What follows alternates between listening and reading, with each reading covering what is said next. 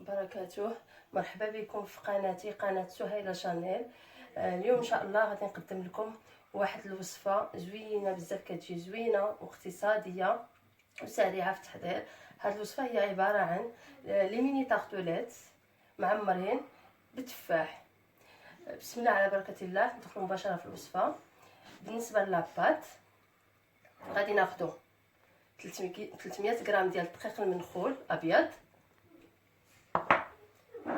150 غرام ديال الزبده اللينه، اي نوع عندكم، اي نوع بغيتو،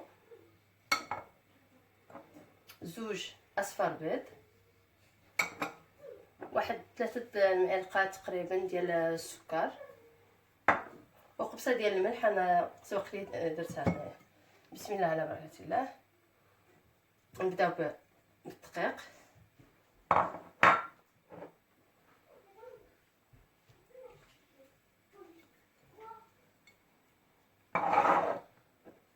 السكر،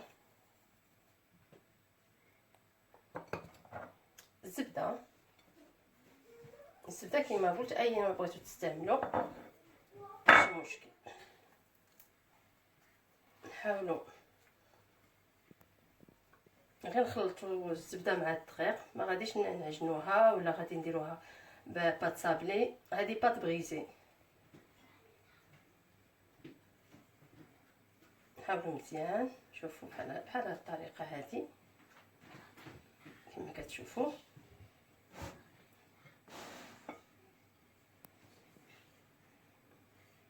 هاد الوصفه كتجي زوينه وغزاله الصراحه، وما كتاخذناش بزاف الوقت، وفي نفس الوقت اقتصاديه.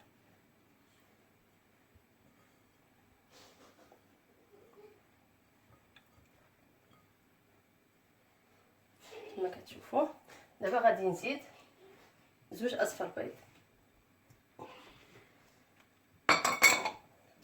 الا احتاجينا الماء غادي نزيد الماء، ما احتاجيش الماء ما غاديش نزيد الماء.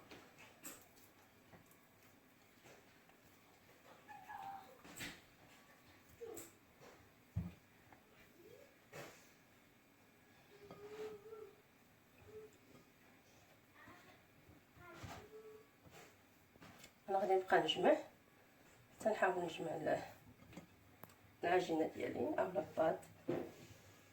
انا خصني نحتاج واحد شويه ديال الماء.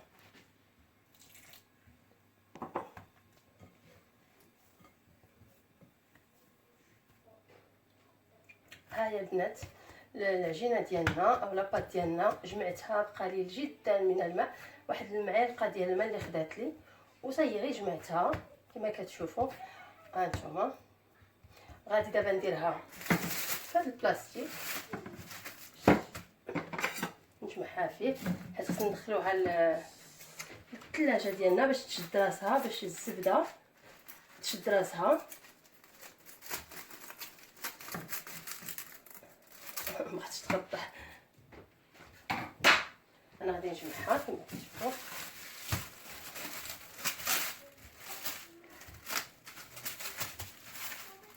غادي نديرها في الثلاجه لمده ديال نص ساعه ترتاح، ومن بعد ان شاء الله نتلاقاو باش نكملوا الوصفه.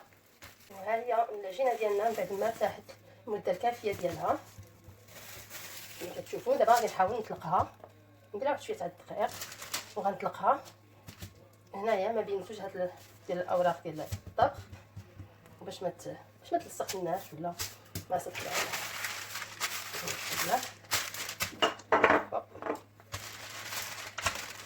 نمشيو معاها غير شويه بشويه حيت راها كانت في الثلاجه وبحال راها شويه قاصحه.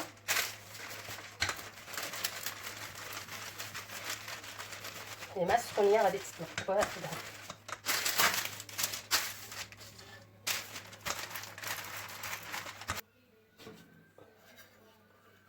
نحاولوا نحطو في الوسط ونمشيو معاها بهذه الطريقه هذه بحال هكذا.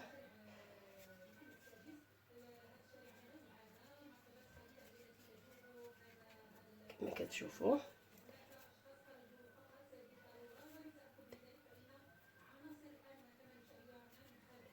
جينا شويه مرسومه مزيان. وما ننساوش غادي نثقبوها باش ما تنفخناش، حيت فيها الزبده والبيض مع الجناب بالطريقه. وانا غادي نبقى حتى نكمل العجين اللي عندي. من بعد ما شكلت العجين ديالي في هاد الليمون الصغار كما كتشوفوا، عطاني ما شاء الله عدد لا باس به، عطاني شي 10 ولا ديال لي طارتوليت. دابا جيت نديرو ان شاء الله لافارس سهله بزاف بزاف بزاف. هي عباره عن تفاح، كومبوت تاع التفاح انا شريتو جاهز. بالنسبه للناس اللي بغاو يخدموا في الدار ديالهم راه سهل. كتاخدي التفاح ديالك كتغسليه، كتقسميه على 4 الكميه اللي بغيتي، كديري لها تسلق مع شويه ديال السكر وشويه ديال القرفه على حسب الذوق، ولا فاني، كيس ديال الفاني. من بعد ما يطيب كتحيدي هذاك الغشه، الغشه الفوقاني ديال التفاح كتقشريها، تحيدي ديك القشيره. ومن بعد كنطحنو، كنحصلوا على خليط بحال هذا تقريبا بحال هذا. انا استعملت هذا اللي جاهز. غادي نزيد فيه غير كيس ديال الفاني كما كتشوفوا، نسمو بهذه الطريقه،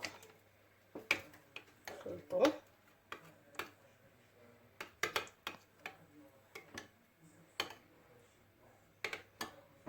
وغادي نبداو نعمرو في لي طارطوليت ديالنا الكميه المناسبه اللي كتناسب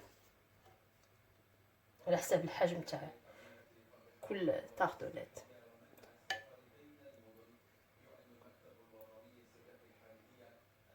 بهذه الطريقه كما كتشوفوا راه عامر. هنايا جوج ديال التفاحات مغسولين منقيين مقطعين شرائح رقاق، وغادي نخدموا بهم بهذه الطريقه هذه. التزيين كيبقى على حسب اختيار تاع كل وحده فينا، بحال هكذا بهذه الطريقه هذه. انا قطعتهم شويه ماشي رقاق بزاف، حيت بغيتهم يبقاو باينين اللي كيطيبوا، يبقاو باينين اللي في الطارطوليت ديالنا بحال هكذا. نزيدو الثانيه،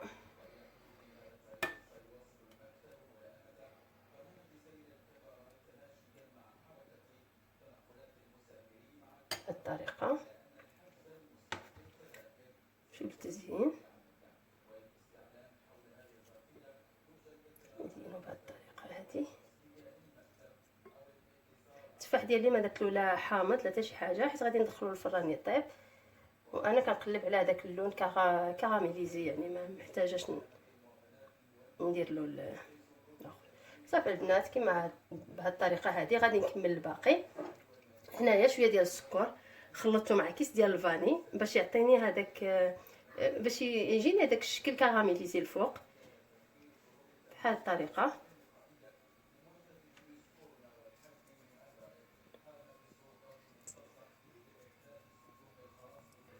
ونتلاقاو ان شاء الله من بعد ما يوجدوا لي طارطوليت ديالنا. هما البنات لي طارطوليت ديالنا من بعد ما طابوا في درجه 180 درجه، خداو لي تقريبا 30 دقيقه ديال الطياب. ولكن نتوما يمكن لكم تراقبوهم كل مره، تراقبوا الطياب ديالهم، لحقاش ما تقدروا تفتحوا عليهم الفران، ماشي كما الكيكه العاديه اللي ما يمكنناش نفتحوا عليها الفران الا من بعد 20 دقيقه. شوفوا البنات كي كيجيو غزالين كيحمقوا. والمقادير يعني ماشي شي حاجه اللي معقده ولا مقادير بسيطه، الكميه اللي درت هي هذه الكميه اللي عطاتني. وفي نفس الوقت بغيت نشارك معكم طريقه اخرى من غير ديال التفاح، هادو اللي كنصايب انايا بلا كريم باتيسيير، وكنزوقوهم بالفواكه اللي بغينا. البنات كنتمنى هذا الفيديو يعجبكم، وكنتمنى من كل قلبي انكم تجربوا هذه الوصفه، حيت سهله وكتجي زوينه بزاف وكتجي لذيذه وكتجي مقرمشه صراحه، كتجي كتحمق وكتستاهل التجربه. وحتى لا باش بغيتي ديريها زعما للضياف ديالكم على غفله ولا، راها كتصدق 100% الا تبعتنا المقادير، وخاصه المقادير ديال لاباط هي المهمه. الا تبعناها راه كتنجح لنا الوصفه 100%. كنتمنى الوصفه ديال اليوم كما العاده تعجبكم وتنال الاستحسان ديالكم.